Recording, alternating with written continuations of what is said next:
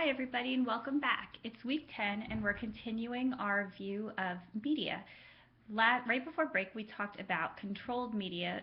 This time, we're going to talk about uncontrolled media, which is most commonly known as media relations. So, this week's lesson looks at what encompasses uncontrolled media, and because most of it is media relations and writing media releases, we are going to have a focus also on what makes things newsworthy. So if you're trying to generate news for your organization, what's the best way to do it and what constitutes news? So for those of you who have already taken 402, part of this discussion will look very familiar, but I think it's one of those topics that just kind of spans both classes. So this is one week where you'll recognize a little bit of what we're doing and just hopefully be able to use your expertise from a different semester to really knock it out of the park this semester with this week. So to that end, we have one discussion, one activity.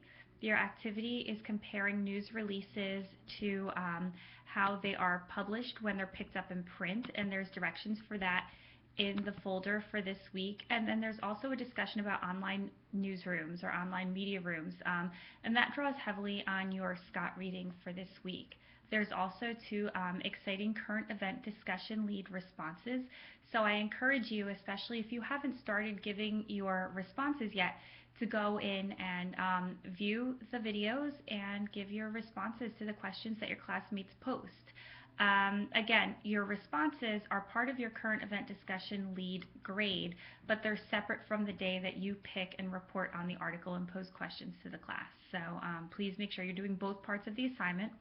And to that end, I spent part of my spring break cleaning up the grade book and making sure that we were caught up to date with everything. So everything is graded up through week 8, so up through the last week before spring break.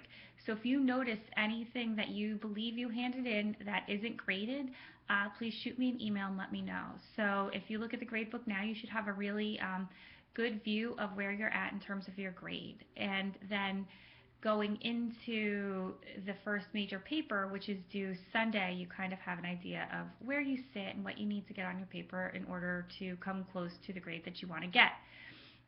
So if you have any questions, again, please feel free to reach out to me.